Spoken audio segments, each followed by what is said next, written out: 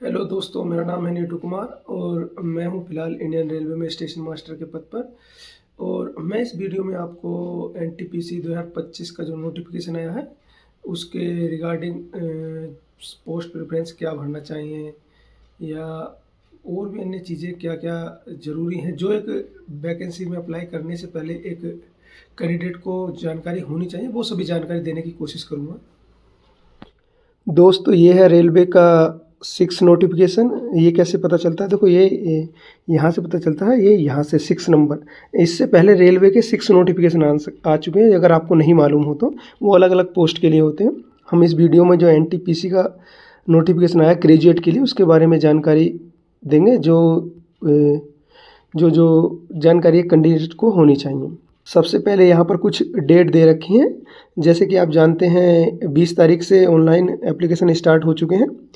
आप last date क्या है? लास्ट डेट है आपका, क्लोजिंग डेट दे रखा है 20 नवंबर तक आप ऑनलाइन फॉर्म भर सकते हैं। उसके बाद आप अगर 20 नवंबर तक आपने फॉर्म भर दिया है और आपका बाई चांस पेमेंट नहीं सबमिट कर पाए तो आपको 2 दिन और एक्स्ट्रा दिए जाते हैं, जिससे कि आप पेमेंट सबमिट कर सकें। ये 22 नवंबर तक आप पेमेंट सबमिट कर सकते हैं। अगर आपने उसके बाद भी कोई मिस्टेक कर दिया है, कोई डेट ऑफ बर्थ गलत लिख दिया, आधार नंबर गलत डाल दिया, कोई भी छोटा मोटा मिस्टेक है तो आप उसमें चेंज कर सकते हैं 23 नवंबर से 2 दिसंबर तक। क्या क्या चेंज कर सकते हैं? ऐसा नहीं है कि आप सब कुछ अपनी पर्सनल डिटेल चेंज कर सकते हैं। कुछ मिस्टेक हो गया, आप आरआरबी चेंज नहीं कर सकते।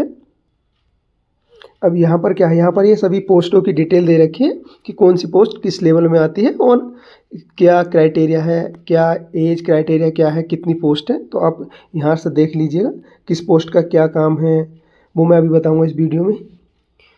आगे चलते हैं। देखो, यहाँ पर दे रखा है मेडिकल स्टैंडर्ड A2 किस किस के लिए है वो आपको ऊपर देखा ही था। A2 का मतलब है फिजिकल फिट होना चाहिए, आपको ग्लासेस नहीं लगा होना चाहिए। अगर किसी के पास ग्लासेस यूज़ करते हैं तो वो A2 जो पोस्ट हैं उनको फर्स्ट प्रेफरेंस ना दें, अपना B2 C2 पोस्ट वाली फर्स्ट प्रेफरेंस दें। और एज लिमिट बहुत अच्छे से इस बार क्लेरिफाई कर रखा है कि किसका एज कितना होना चाहिए, किस हिसाब से आप देख सकते हैं। आप देख सकते हैं यहाँ पे UR और EWS, यानी कि UR और EWS का जो भी कैंडिडेट है उसकी डेट ऑफ बर्थ 2/1/1993 के बाद होना चाहिए। और ये कॉमन दे रखा है 1/1/2008, और 1/1/2008 से बाद का होना चाहिए, पहले का होना चाहिए। ऐसा नहीं है कि किसी का 1/1/2009 को डेट ऑफ बर्थ है तो वो इस फॉर्म को अप्लाई नहीं कर सकता। सेम ओबीसी के लिए जिसका डेट ऑफ बर्थ 2/1/1990 के पहला है वो अप्लाई नहीं कर सकता। 2/1/1990 से 1/1/2008 के बीच में जिसका भी डेट ऑफ बर्थ है ओबीसी में, वो सभी अप्लाई कर सकते हैं। SC/ST के लिए 2/1/1988 से लेके 1/1/2008 तक जिसका भी इन सभी के बीच में डेट ऑफ बर्थ है वो सभी अप्लाई कर सकते हैं। एग्जामिनेशन फीस कितनी कितनी होगी? देखो, UR OBC के लिए होती है 500 और SC/ST EWS female transgender EBC इन सभी के लिए होती है 250 रुपये। 250 रुपये तो UR और OBC के लिए उनके जो 500 फीस कटेगी उसमें से 400 रुपये रिटर्न आ जाएगा, और जो SC/ST फीमेल ट्रांसजेंडर है उनका 250 का 250 रिटर्न आ जाएगा। रिटर्न किसका आएगा? रिटर्न उन सभी का आएगा जो फर्स्ट स्टेज CBT 1 में अपेयर होंगे। ऐसा नहीं है कि आप फर्स्ट अप्लाई किया आपने और आप CBT देने ही नहीं गए तो आपका रिटर्न नहीं आएगा। पॉइंट में दे रखा है CBT 1 में देखो क्या क्या आता है। CBT 1 में 90 मिनट का टाइम होता है, 100 क्वेश्चन आते हैं।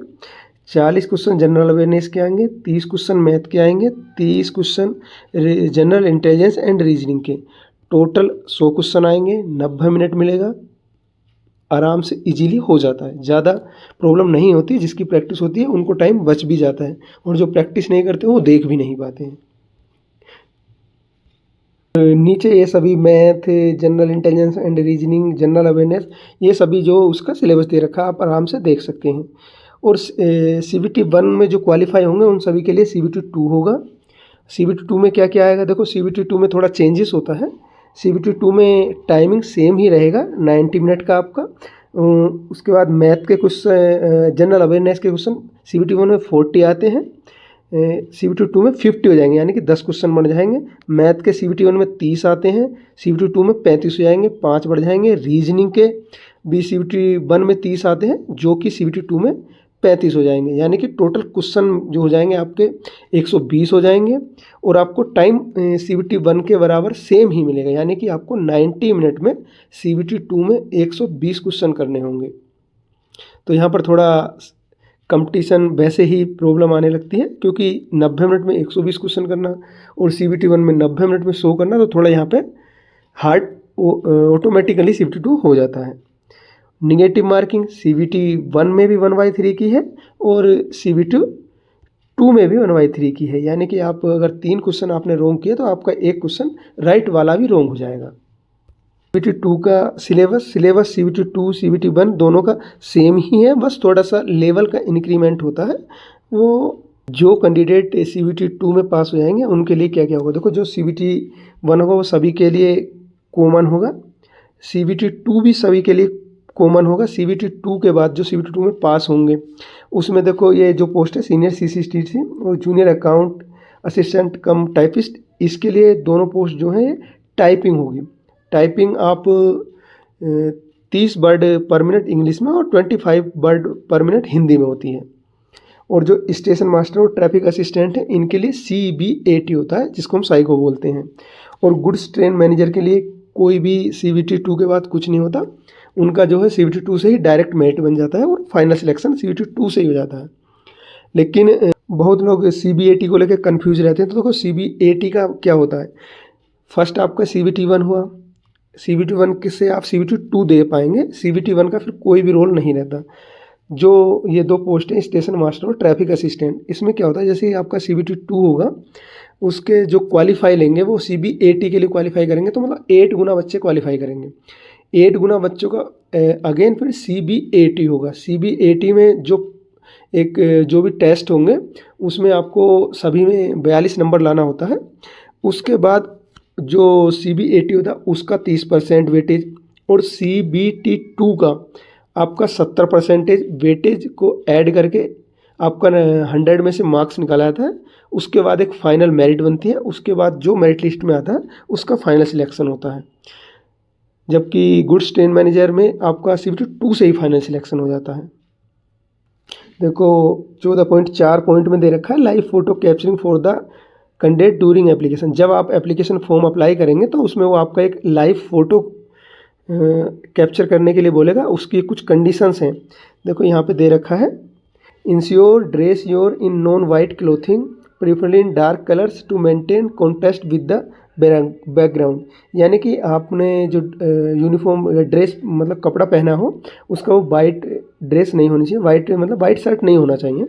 कलर्ड पहनने की कोशिश करें जिससे कि आपका जो फ़ोटो वो अच्छा आ सके, कोई भी प्रॉब्लम नहीं होगा।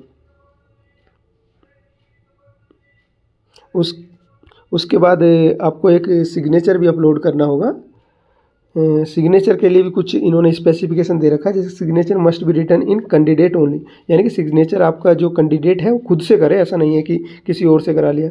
सेकंड में दे रखा है use a black pain on white paper, ऐसा नहीं है कि किसी रेड पेन से कर दिया, वो नहीं होना चाहिए। आपको ब्लैक इंक पेन लेना है और एक वाइट पेपर स्मूथ वाला जिसमें लाइनिंग नहीं होता उस पर सिग्नेचर करके अपलोड करना है। उसका क्राइटेरिया यहाँ पर दे रखा है कि क्या क्या साइज़ का होना चाहिए, वो आप अपलोड कर देना, इजीली हो जाएगा। और इस नोटिफिकेशन में यही सब है। आप अगर ये सब चीज़ों को मेंटेन करके करेंगे तो आपका फॉर्म रिजेक्ट नहीं होगा।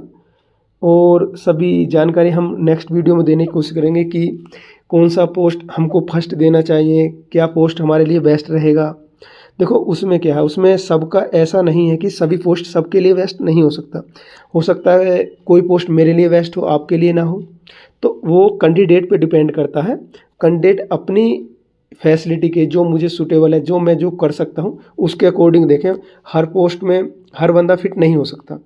किसी को घूमना पसंद है, किसी को डेस्क जॉब पसंद है, किसी को रेस्पेक्ट ज़्यादा चाहिए, किसी को पैसा ज़्यादा चाहिए, तो हर पोस्ट का एक अपना अपना स्पेसिफिकेशन होता है। सब पोस्ट सारी क्वालिटी एक पोस्ट में नहीं हो सकती। जैसे कि किसी में वर्कलोड ज़्यादा होगा तो किसी में सैलरी ज़्यादा होगी, किसी में डेस्क जॉब नहीं है सैलरी ज़्यादा है, तो वो सब मैं नेक्स्ट वीडियो में डिस्कस करूँगा इन सब के बारे में। मेरे अकॉर्डिंग इस नोटिफिकेशन की कंप्लीट जानकारी हो चुकी है। आप ये सब जानकारी देख के डिटेल आप अपना फिल कीजिए, आपका कोई भी रिजेक्शन कोई प्रॉब्लम नहीं होगी। सेकंड थिंग, आप अपनी वैकेंसी इधर से आराम से देख सकते हैं। ये वैकेंसी का वो दे रखा है, जैसे आरआरबी अहमदाबाद में कितनी पोस्ट हैं, किस कॉमर्शियल कम टिकट सुपरवाइजर, स्टेशन मास्टर, ये सभी नीचे सभी जोन का दे रखा है।